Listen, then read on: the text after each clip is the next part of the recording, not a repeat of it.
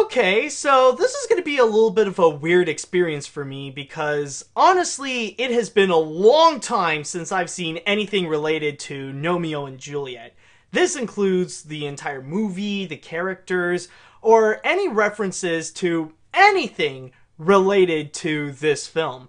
And honestly, the last time that I have heard or have seen anything related to Romeo and Juliet was back when the movie was released in theaters in 2011. So as I'm recording this, it would be almost 7 years since I have seen anything related to Romeo and Juliet.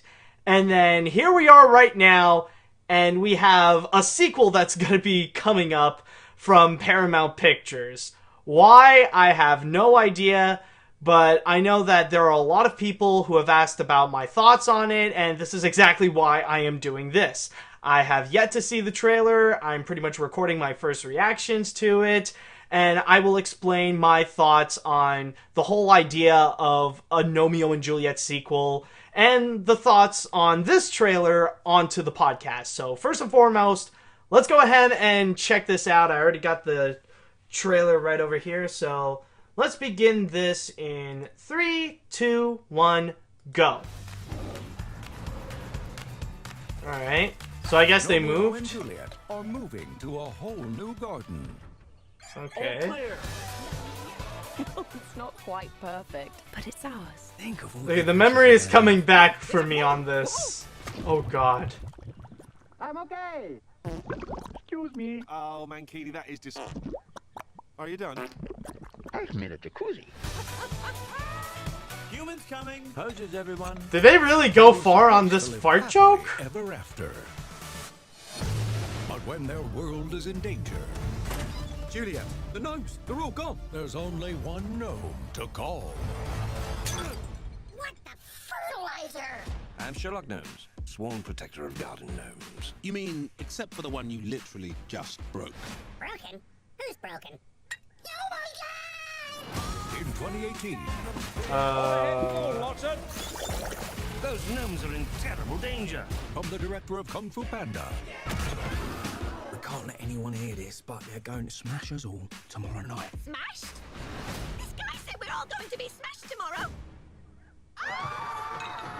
prepare for an adventure. Okay. Have to get across that river. We'll need a ship. No ship, Sherlock. Into the great unknown. Really? They gotta go. Really? Philip, our next clue is in the park. Give us directions quickly. Just follow the blue line on the ground until you find the giant red thumbtack. Careful, it looks pointy.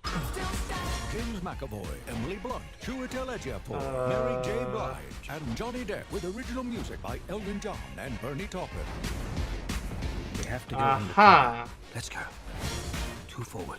Hold. Ooh, I said hold. Forgive me, I've never been the back end of a squirrel before. We've been spotted. Oh god. We don't need another. We don't need another godforsaken nut job. Mankini, can you demonstrate?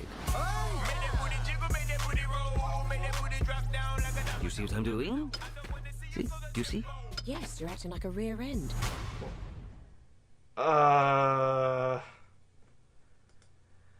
Okay. Well, I'll just say that my first reaction overall, kind of confused.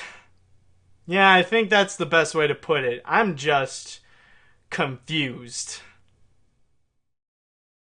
Okay, so for our next story right over here, we actually got a brand new trailer to one of the upcoming animated features that will be coming out in 2018.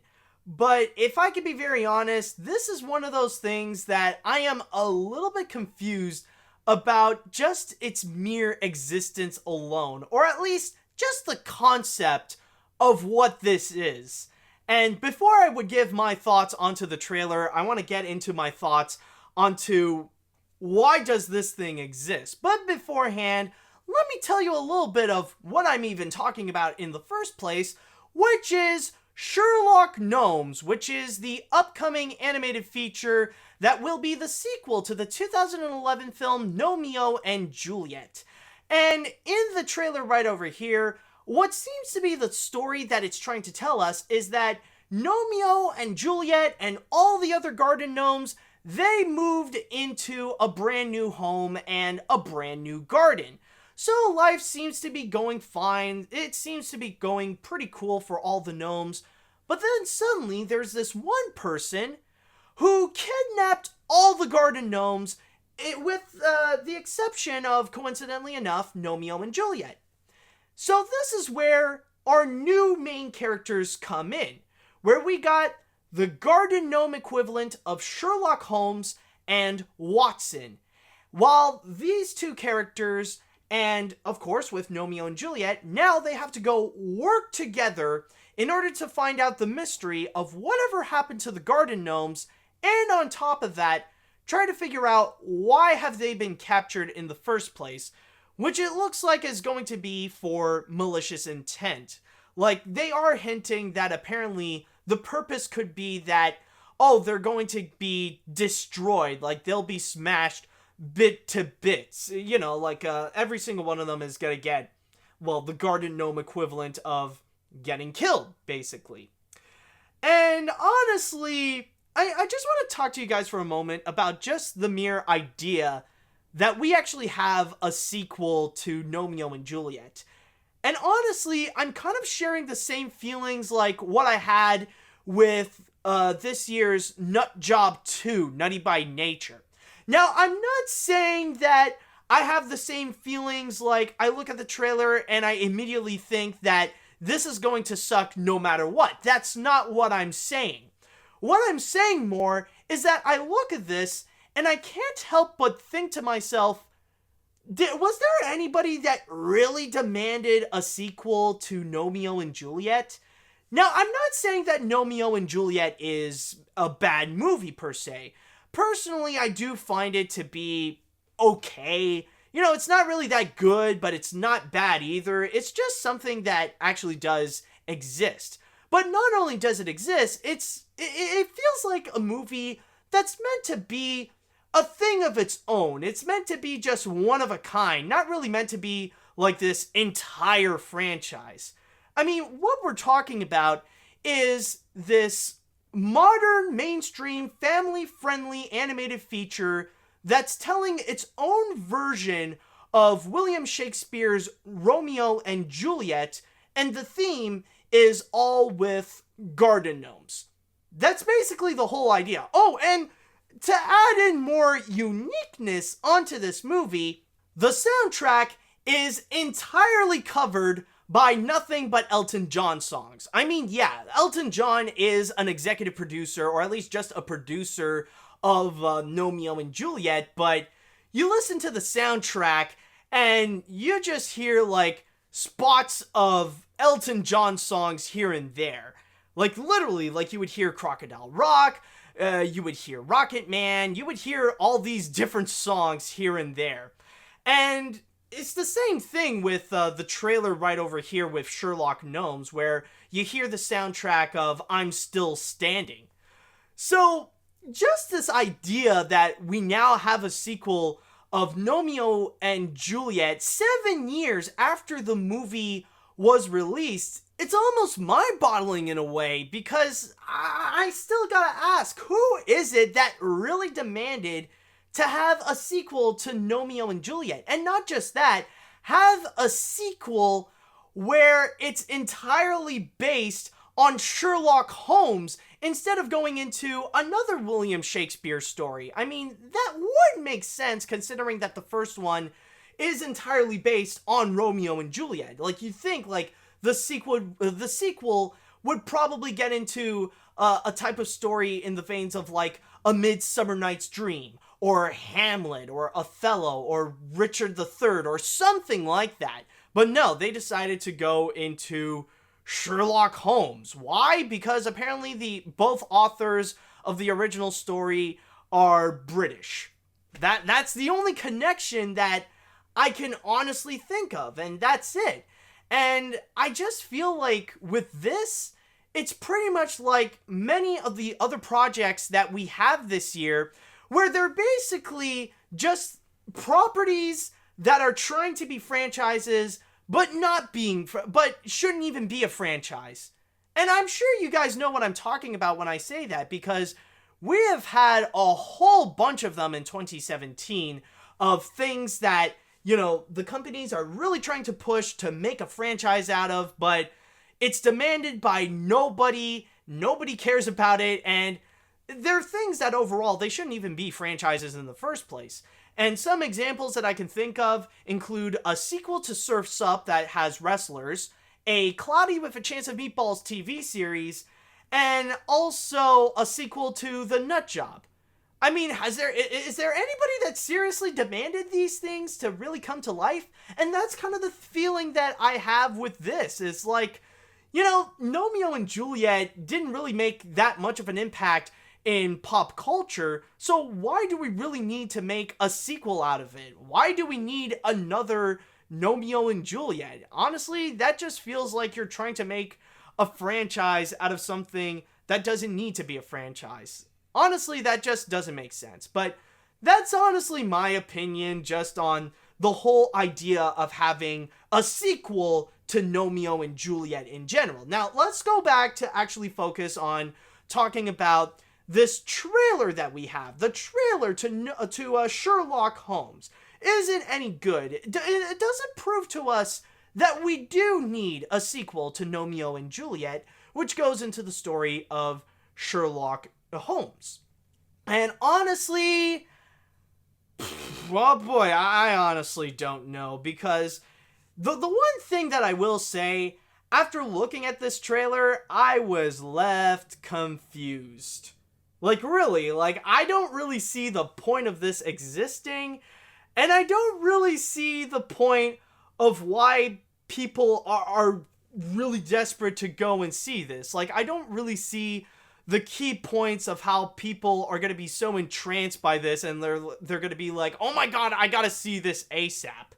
I mean, of course, Sherlock Gnomes does have a pretty big all-star cast. I mean, that's one of the big things about Romeo and Juliet, is that it does have some recognizable names among the voice cast. I mean, of course, you do have Maggie Smith, Michael Caine, you got James McAvoy and Emily Blunt returning to their original roles. But then you also got the new people, which are actually voiced by other major celebrities, including Mary J. Blige as Irene. You got Johnny Depp playing as Sherlock Gnomes. And you also got Chiwetel Ejiofor playing as Watson, which, by the way, with Ejiofor, you might know him more as Future Scar. And looking into the trailer itself, it's just like, I don't know who is it really aiming for. It feels like it's really trying to be just for kids, but even at that, the jokes aren't really that good, even for kids.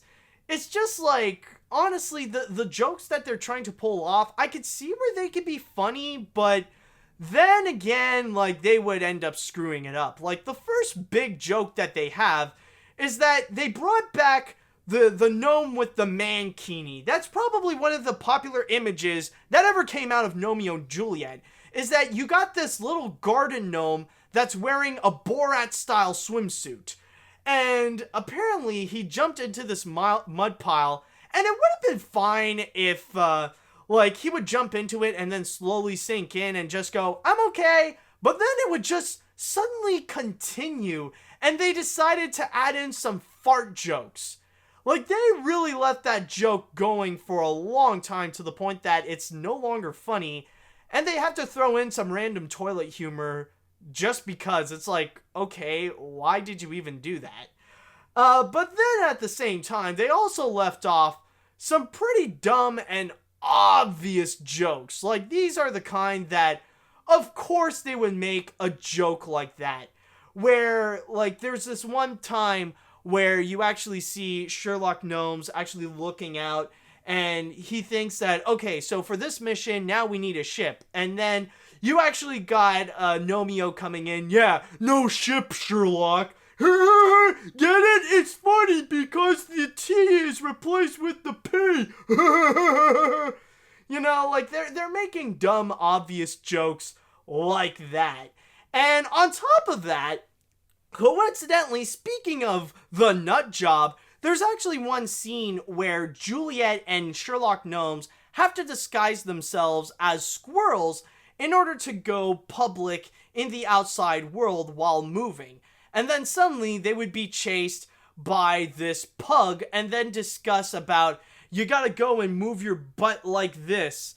And honestly, like, that thing was almost unbearable for me because I've already had my fill of stupid nutjob stuff, especially after the sequel.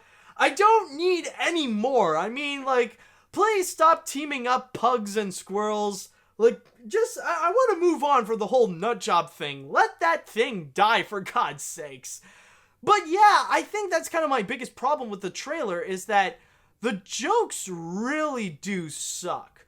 But if I may point out something at least positive about this trailer, if there is actually something good, is that at the very least I could say that the animation does look pretty nice. Like, you could see that there is a bit of an evolution in terms of what they did with the animation, and that's probably the best thing that I could actually say regarding Romeo and Juliet, and also what I'm seeing right here with Sherlock Gnomes, is that it really does have some great animation, and they really do look like legitimate garden gnomes that are coming to life.